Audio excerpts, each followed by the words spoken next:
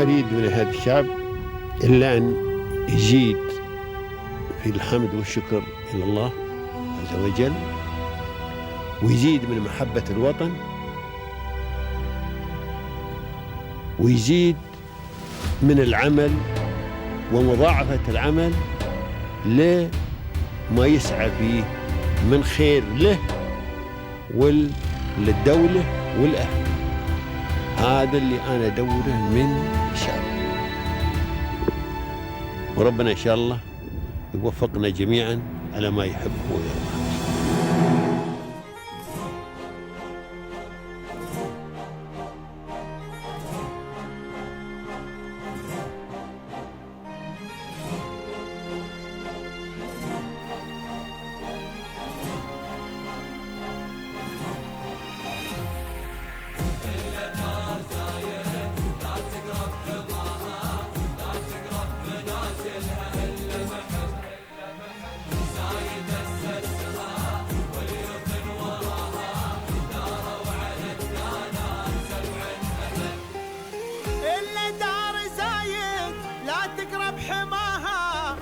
تقرب منازلها إلا محب زايد أسسها واليوث وراها داروا على الدانات 7 أبد.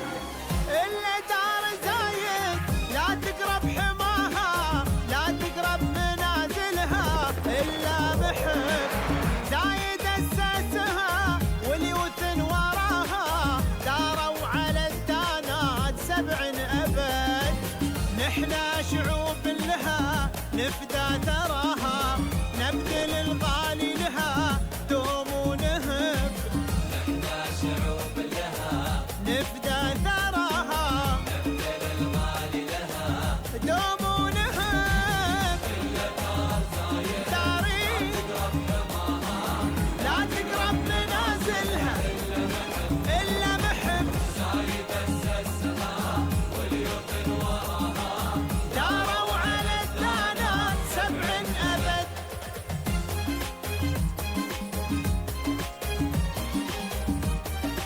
This is very question. I become very emotional answering this question. I take this opportunity to thank the UAE leadership for the opportunities it is providing to the expatriates and the investors, UAE, and making us feel like home. The leadership what this country is providing is making people achieve their potential, and while providing this opportunity, there is no discrimination whether a person is a UAE national or whether a person is an expatriate. So we all are getting equal opportunity, and I feel so proud and so blessed to be in UAE, and I sincerely thank the UAE leadership for providing this opportunities. Thank you.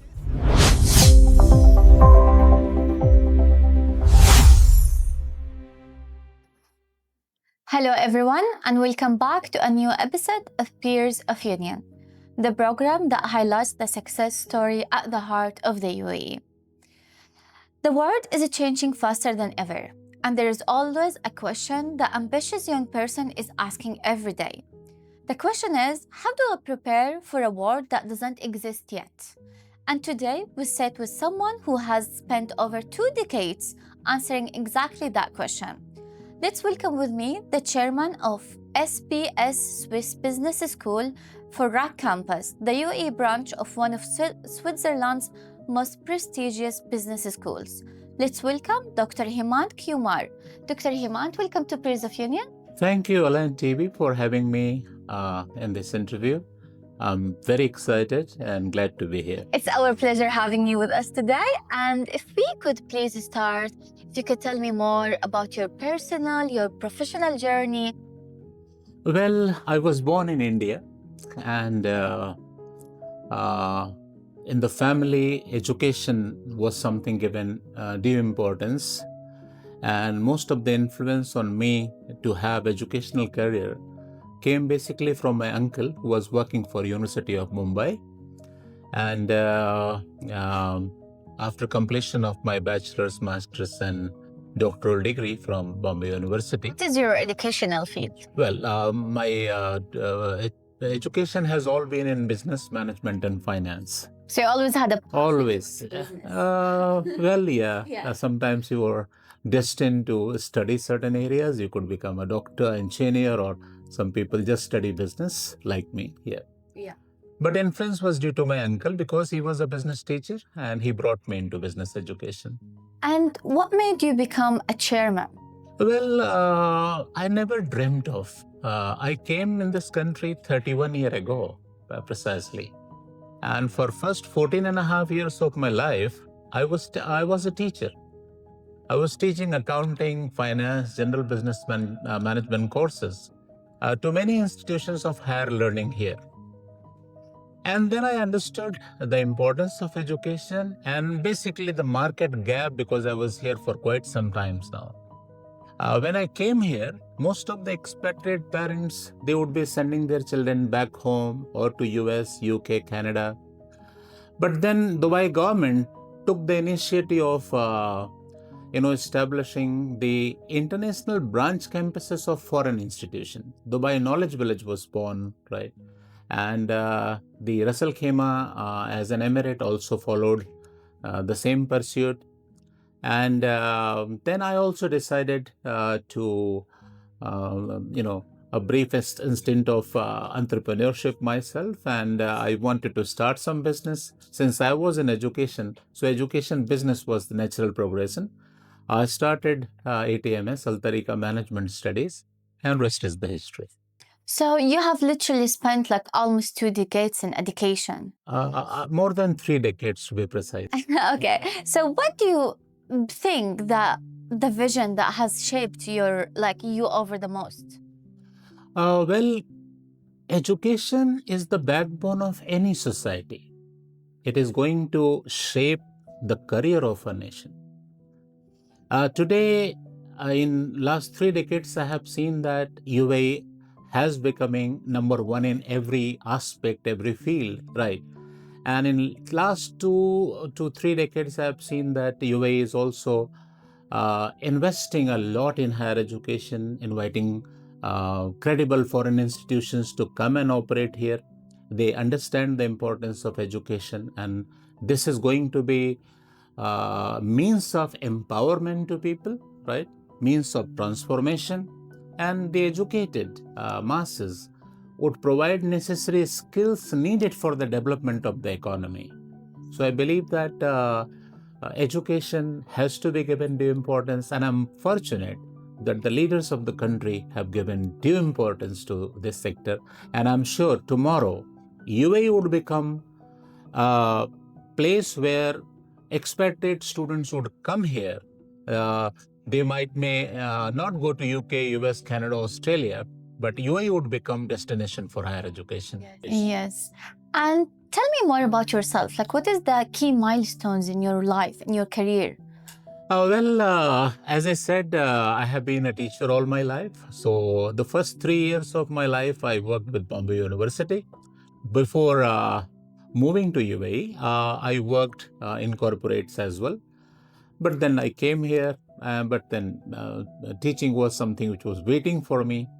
I taught for almost 14 and a half years before starting ATMS education. So when I started, first we partnered with American universities. We had some British institutions, we had some Australian institutions before becoming the branch campus of Swiss Business School. In this pursuit, I started building institutions. So I had started a college in London.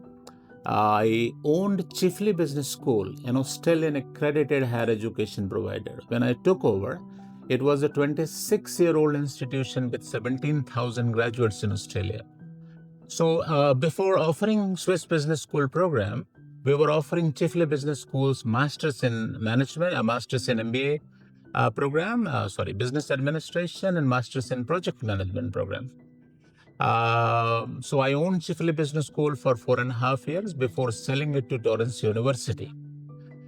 Currently, I have invested in an Indian institution that also in higher education, We are trying to establish a university in India. I have recently invested in a university in Germany, trying to invest in a college in Cyprus. So always been into higher education. Fortunately, unfortunately, I'm unable to think of anything other than education. So that has been in my DNA, I would say. Yes, and what do you think is the most powerful skills that you have adapted throughout your journey? And these skills, without them, you would have never been here. This last 20 years in particular has been a lot of learning. Establishing institutions, managing institutions, learning corporate governance after takeover, right, which I have been teaching. But the real learning happened only when I took over these institutions and started managing them. And particularly, most of these takeovers have been in Western countries like in UK and in Australia. So it was learning people management skills. Like my last CEO was Mr. Simon Finn, who was a federal minister in the Brisbane government. So working with such smart people, such great people, there has been a lot of learning. Apart from learning from my peers, from my students, from mentors, industry leaders to whom we invite as guest lecturer sometimes in our institution. So learning has always been from many people, many institutions, and that's what I am today. It is said that what you are, what you have learned from others. So yeah. Tell me about the moment when you have become a chairman. How did you feel and who have supported you? Yeah. So as far as the support in this journey has been my family, all the mentors, the industry leaders, the students, hundreds of students to whom we have taught, and they are holding senior positions in their respective organizations. So they all have supported and contributed to the success of this institution. And now tell me more about SBS, the Swiss Business School. So what makes it exceptional in the market? Why would even the students choose such a school? It just happened that after I sold Chifley Business School to Torrance University, right, we partnered with Swiss Business School. It is SBS Swiss Business School. SBS Swiss Business School brings the precision of Swiss quality education. We have partnered with them for over 16 years now, and we are the branch campus. We were the first to get the branch campus license in Ras Al Khaimah. We were the first to build our own campus in Ras Al Khaimah. And Swiss Business School is one of the high-ranking, high-QS ranking institution from Europe. So the very name Swiss Business School attracts the trust of the students, trust of the employers, those who employ our students. So mostly our students, those who have given due respect to the education we have provided them, the brand what we have created in last decade or so, and SBS has established its reputation, its brand, its image in the minds of the people, minds of the students, and I'm very, very happy about it. Yes, and we should call them, these are the key factors for success. Yes. And speaking of the schools, like as such an international schools, meanwhile, I would say the parents, they care more about the international accreditation. So why do you think, as a chairman, this is very important?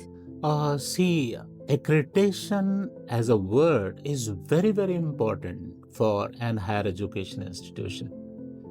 Education, accreditation is basically a benchmark for quality education, for finest student experiences, for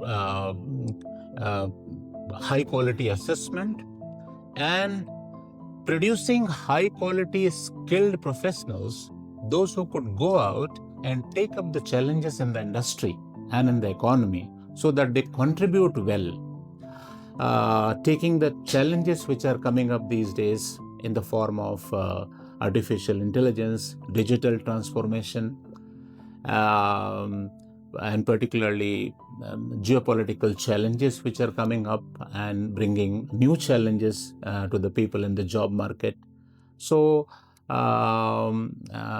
That's where SBS is making the difference by not having the federal license, federal accreditation from Switzerland, but also it is having 2 American accreditation, which is recognized by Council of Higher Education accreditation in America. So accreditation per se is testament for providing high quality education, and that's what the importance of education. And from your experience, I would say, do you really think or do you believe that these accreditations will build the futures of the graduates, or that doesn't even matter? Well, accreditation is a necessity. International accreditation is so very important. The students, whenever they come and they join the program, they will first see what are the accreditations we have. So when we have some international accreditation, which is showing the quality of the education they would be getting, it will show the benchmark with which the accreditors compare your institution with other quality institutions. So accreditation is something which is very, very important for institution, for the students joining the program. So it is a necessity. I mean, the students would not be joining an unaccredited program. Then they will not be getting a genuine qualification. So accreditation is a necessity. And from this year onwards, we operate in free zone, academic free zone. The Ministry of Higher Education in UAE, SEA, has made accreditation compulsory for all higher education institutions operating in academic free zone. So we have started the accreditation process of CAA this year. Yes. And do you think that the SBS is balancing between the educational life of a student and their real work experience as well? Especially, I would say, always graduates, they always have that issue where they graduate even with the higher marks, but sometimes they have lack of work experience. Well, see, I'll tell you something. We are running 4 programs. We run Bachelor in Business Administration program, which is for the fresh high school graduates, those who come for mostly 18-year-old fresh students. The second program which we run is an MBA program. Fortunately, the average age of our students coming in our MBA program is 36. So we get mostly experienced working professionals to join our MBA. It is different than many other institutions. Even our Master of Science in Healthcare Administration, we get a lot of healthcare professionals. We get doctors, pharmacists, nurses, lab technicians to do this program of Master of Science in Healthcare Administration. And our DBA program, the Doctorate in Business Administration, which has been very, very popular in this part of the world. Even in that program, the basic entry criteria is that person should be holding MBA with 10 years and more of work experience. So we get highly experienced people in our graduate programs. And these people bring all their life experiences in the classroom. So a typical classroom is not which is going to have only theoretical lectures, but it is going to be for the teacher. It is facilitating discussion in the class. So a lot of learning happens in the classroom where the students will be sharing their experiences. Except our undergrad program, which is BBA, Bachelor in Business Administration, right? All other programs, we get only experienced professionals joining that program, and they bring their industrial experience in the classroom, and it becomes a collaborative learning experience. And what do you think that there is one quality that you believe it's every future business leader they must have that education is not teaching them? Well, making it future ready, because a lot of disruption is happening. It is said that most of the previous education, what you have had, would become outdated in next 5 to 10 years. Because artificial intelligence, digital transformation is disrupting everything. So the educational institution must see that they are making their graduates future ready. so that they become good learner. They should be unlearning what they have learned, reskilling themselves for the future job requirements, and they should be adapting to the change, which is the only permanent thing, right?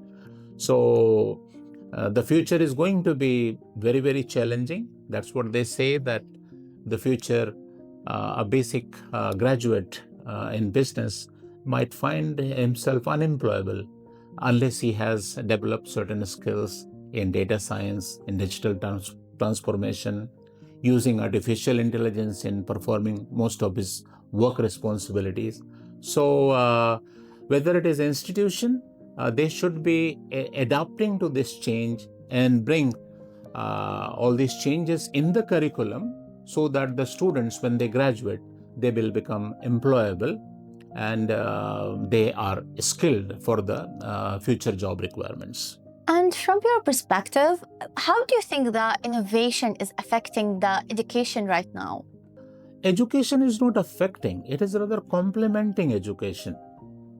Innovation will always be there, right? I feel nowadays like students are relying on AI more than like doing their researches or their projects. Yeah, this has been a challenge. Yeah. But now the universities, the business schools, even the students have started using it as a useful tool. Yeah. You know, as a teacher, we have got certain tools to find out whether it is written by a human being or whether it is written by AI. So we have got tools to detect that. You know, one thing which is very, very important, right? And that is whether giving education or when you are receiving education, right? You should be ethically doing that. So when you are submitting an assignment, it should be your assignment and you should not be using any other unfair means in submission of those assignments. Otherwise, you are doing something unethical, right? And as an educator, I will find that out, right? And I'm going to penalize you as a student, right? But then one thing which is very, very important, by adopting some unfair means, right, you may get a higher grade in your assignment, right? But then at some point of time, unless you have developed those critical skills for which you have enrolled in that particular program, and you are able to demonstrate that at the workplace, right, your employer is going to find out and then you will lose your job. So it is not just getting the qualification, but making the qualification relevant by doing the hard work, doing the ethical work while you are completing your degree. Yes. And Mr. Hemant, if let's say if you had a chance to build the educational system from the scratch globally, like worldwide, what do you think like you would do it differently to how is the educational system right now? Oh, well, I believe that the way AI, digital transformation, is transforming the world, it is going to transform the education as well. You are sitting in a business school, right? I believe that 10 years down the line, these brick and mortar buildings will not be needed, except engineering or except medicine, where you need labs to teach students, right? No brick and mortar building, high cost universities will be needed. And that is going to come soon. That's what I believe. So to study economics, to study social sciences, to study literatures, to study history, to study business, you don't need those brick and mortar buildings, right? The online education is the in thing, right? And that is going to bring a lot of comfort in your learning processes. Like through online education, you will be able to learn exactly the same thing what you will be otherwise learning going to physical campuses. So I believe that the education in business, in social sciences is going to transform in the near future. Yes. And let's say a student came into SBS just right now, like, how do you want them to feel and what do you want them to leave what do you want them to leave with an experience after years? While they're doing the program, right, they should be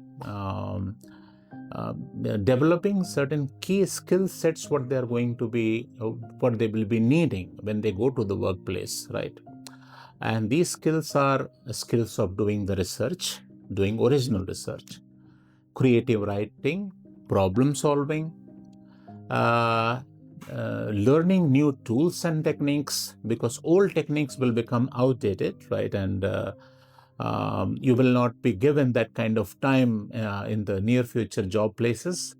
So you have to learn the new skills by which you should be able to perform your jobs more smartly and obviously meeting the expectations of your employer.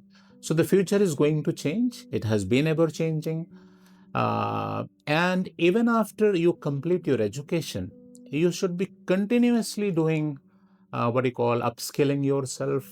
Like, for example, if you have completed your BBA, right, Bachelor in Business Administration, you should go for your Master's in Business Administration.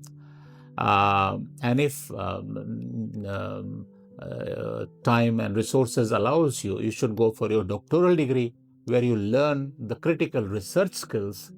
These days, our DBA scholars are getting employment in corporates in senior position, where they are given opportunities for problem solving, because they have learned this skill while doing this particular program. There was a misconception, I think, or it's maybe like a trend on social medias.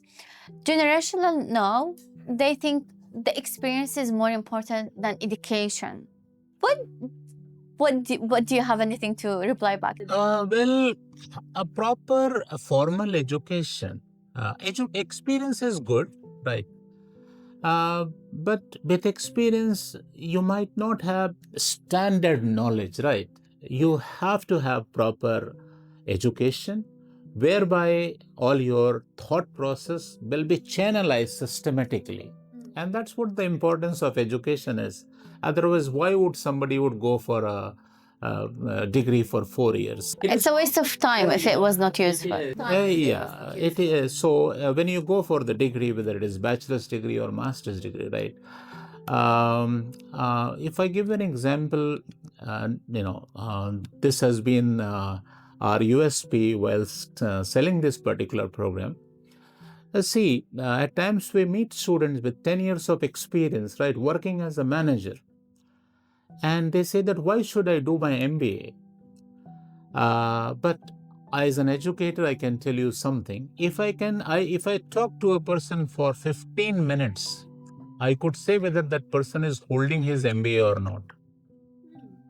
So when a person comes for a master's program, right, he is going to study in a disciplined manner 12-15 functional areas of business.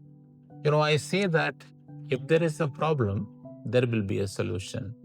If there is no solution, it's no problem. But if there is a problem, you will have to find number of solutions, right? That's what we teach in this particular program.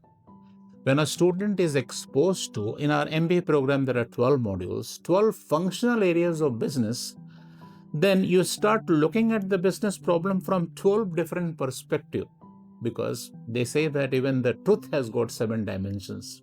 So those managers would start looking at a problem from 12 different angles, right? A problem may have a marketing perspective, human resource perspective, operations perspective, financial perspective, leadership perspective, so on and so forth. So when they come to a program like this, in a year and a half, they are taught these critical management skills. Then only they will become the real planner, real decision maker, real organizer, real leaders, right? Those who will be leading an organization. And we need not only managers, but the future leaders. And this proper systematic education could only ensure that. See, experience is good. Some experienced people have done really well in their life, right? But as an educator, I believe that a proper holistic education, there is absolutely no substitute of that. And from your perspective, where do you see SPS in the next few years as well? This year we are planning to go for the accreditation from Ministry of Higher Education, and we have got expansion plan for the campus. We expect to attract more and more international students coming and studying in our campus, and we want to add some more programs, particularly in IT, cybersecurity, AI, and digital transformation. And we see growth and development of the institutions, and probably in future we will have more master's program added, and probably we would love to get accreditation for a doctoral degree program again locally, so that we through this institution contribute to research, because the crux of any education system is the research. So that's what we intend to become. Professions who would like to proceed their career into like business educations or like academic leadership, and if you could deliver like a piece of advice to the young generation. Well, depending on a career objective or career aspiration of the person, whatever his intentions are, whether someone would like to become going for academic leadership or business education, it's up to them to decide about. Other career options are also available. Someone could become an engineer or a doctor or a pharmacist. But whatever is the career aspiration, whatever area where you think you will be able to make difference as an educated, skilled person, you should be doing that. And sometimes you should follow your passion. If business is your passion, join a business school, do your degree in business, right? And become an entrepreneur, by which you provide job opportunities to others, contribute to the economy, contribute to the nation. And that's what I believe that business education could assist or help a student achieving his personal and professional goals. Yes. And Dr. Hemant, if you could deliver a message to the UAE leaderships for making UAE home for everyone. Well, this is very question. I become very emotional answering this question. I take this opportunity to thank the UAE leadership for the opportunities it is providing to the expatriates and the investors, UAE, and making us feel like home.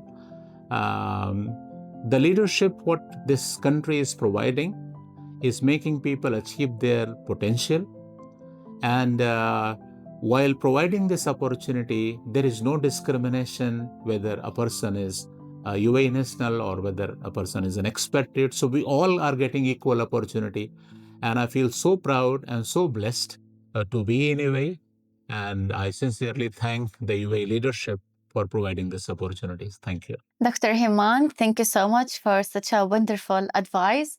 We really enjoyed your interview today. Thank you. Thank you so much. We've learned a lot from you today. Thank you so much. And to everyone watching us, stay tuned with us for another episode of Peers of Union. Every peer has a story, and next week we have another peer waiting for you. Until then, take care and goodbye.